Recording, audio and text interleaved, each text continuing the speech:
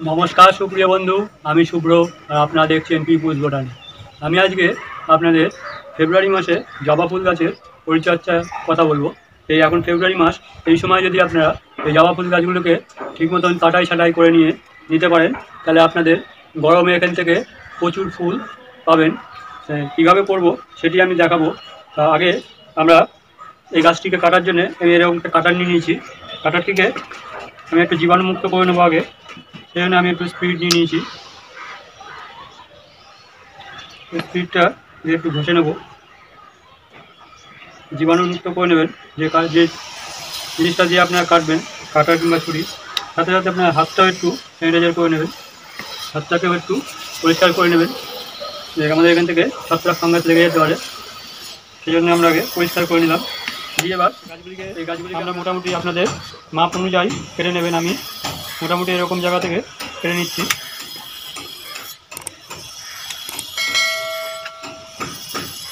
একটা মোটামুটি শেপ দেওয়ার চেষ্টা করবেন গাছগুলো।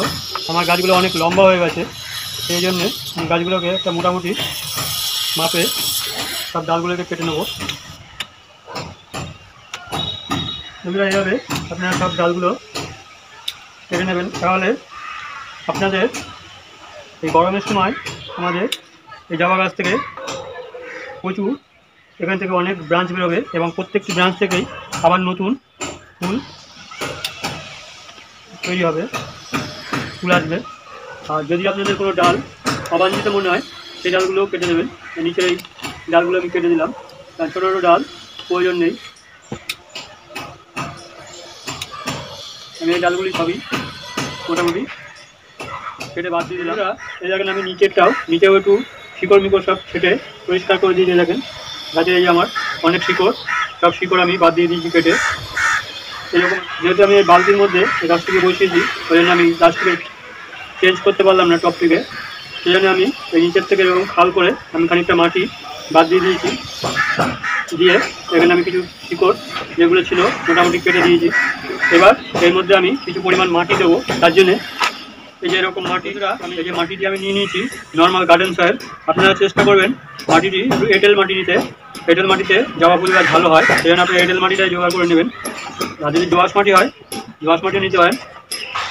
আমি এবার এর মধ্যে এতখানি পরিমাণ আমার 1 বছরের পুরনো গোবর সারটি আমি এর মধ্যে দিয়ে দেবো। গোবর সারটি আমি দিয়ে দিলাম। আর আমি এখানে দেবো আমার এই বালতির মাপে আমি এখানে নিম খোলটা আমি এখানে 5 চামচ দিয়ে দেবো। আপনাদের যদি ছোটো টব হয় সেখানে একটু কম বেশি করে দেবেন। আর এখানে শিং চাচাটা আমি এখানে দিয়ে দেবো এই টবের মাপে 3 চামচ। আপনাদের যদি 8-10 ইঞ্চি হয় সেখানে 2 চামচ দেবেন। আমি এখানে 3 চামচ শিং চাচাটা দিয়ে দিলাম। আর আমি দিয়ে দেবো 3 চামচ হাড় গুঁড়োটাও আপনারা এই 8-10 ইঞ্চি আছে এখানে 2 চামচ দেবেন। আর আমি এখানে একটু সাদা চুনটা দিয়ে দেবো একটুখানি, মোটামুটি 1/2 চামচ মতন সিঙ্গেল সুপার ফসফেট, এটি আমি একটু দিয়ে দেবো। আপনাদের 8-10 ইঞ্চির জন্য একটু কম করে দেবেন, 1/2 চামচের একটু কম দেবেন। দিয়ে আর আমি একটু দেবো এই যে সাব ফাঙ্গিসাইডটা আমি এখানে একটুখানি দিয়ে দেবো।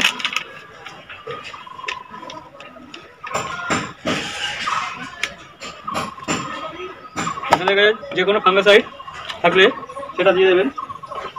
দিয়ে এবার আমরা মাটিটিকে একটু ভালো করে মিশিয়ে নেব, সম্পূর্ণ মাটিটি ভালো করে।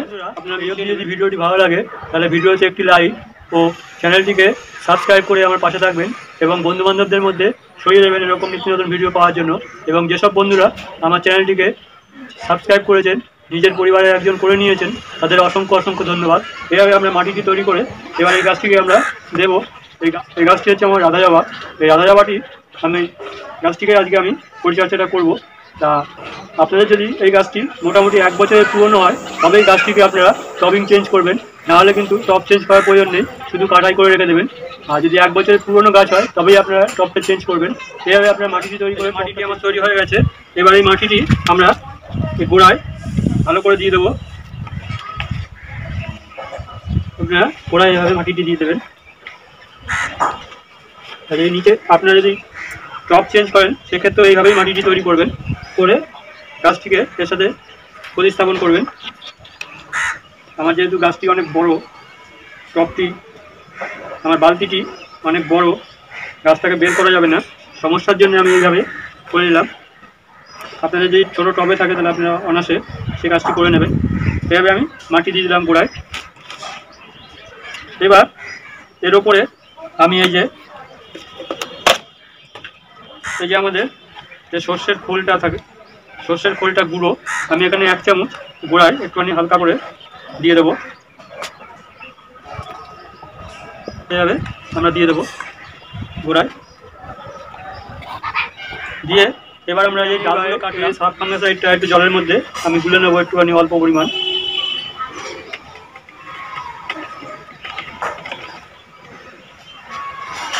গুলে একটা পেস্ট করে নেবো। পেস্ট করে এর তুলি দিয়ে আমরা যে অংশগুলো কাটলাম, এই কাটা অংশগুলোতে আমরা একটা তুলির সাহায্যে এই কাটা অংশগুলোতে আমি একটুখানি এই ফাঙ্গাসাইড লাগিয়ে দেবো। আপনার যার কাছে যে ফাঙ্গাসাইড থাকুক সেই ফাঙ্গাসাইডটাই আপনারা লাগিয়ে দেবেন।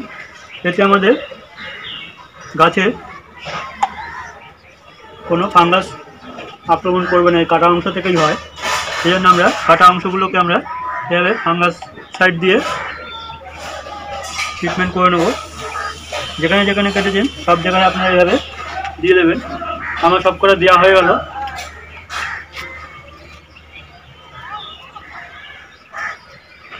এভাবে এবার আমরা যে এর মধ্যে ফাঙ্গাসাইডটা গোলাটা ছিল, তার মধ্যেই ফাঙ্গাসাইড গোলাটা ছিল আমাদের, তার মধ্যে আমি একটু জল দিয়ে দেবো। জলটা দিয়ে এবার আমরা এই গোড়ায় দিয়ে দেবো, কারণ আমরা অনেক গোড়ায়ও আমরা অনেক শিকড় কেটেছি, সেই জন্য শিকড় থেকে আমাদের ফাঙ্গাস লেগে যেতে পারে। সেই জন্য আমরা যদিও মাটির মধ্যেও আমরা ফাঙ্গাসাইড দিয়েছি, তবুও গোলাটাও আমি দিয়ে দিলাম। এভাবে জল দেওয়ার সময় আমি এভাবে দিয়ে দিলাম। তাই বন্ধুরা আপনারা করে নেবেন, মাটিটি তৈরি করে নেবেন আগে। মাটিটি না তৈরি করলে কিন্তু ভালো গাছ এখান থেকে আপনাদের, যেহেতু আমরা এখন ডাল কেটেছি এখান থেকে আমাদের প্রচুর গাছটির জন্য খাবার প্রয়োজন, সেই জন্য আমরা খাবারটা দিয়ে দিলাম গাছে। আর এরপরে আমাদের কিন্তু এই যখন নতুন ডাল বেরোবে এবং পাতা বেরোবে তখন কিন্তু আমাদের এখানে এই জবা ফুল গাছের একটা পোকার উপদ্রব বেশি দেখা যায়, সেটি হচ্ছে আমাদের মিলিবাগ, সাদা সাদা রঙের। সেই মিলিবাগটাকে কিন্তু আপনাদের দমন করতে হবে, নাহলে কিন্তু গাছ নষ্ট করে দেবে। সেই মিলিবাগ দমন করার জন্য এই যে আমাদের এরকম একটা আছে এই ওষুধটা, সেই ওষুধটা আমরা জলে গুলে স্প্রে করে দেবো গাছে। আর প্রত্যেক সপ্তাহে একবার করে আমরা নিম অয়েল স্প্রে করবো।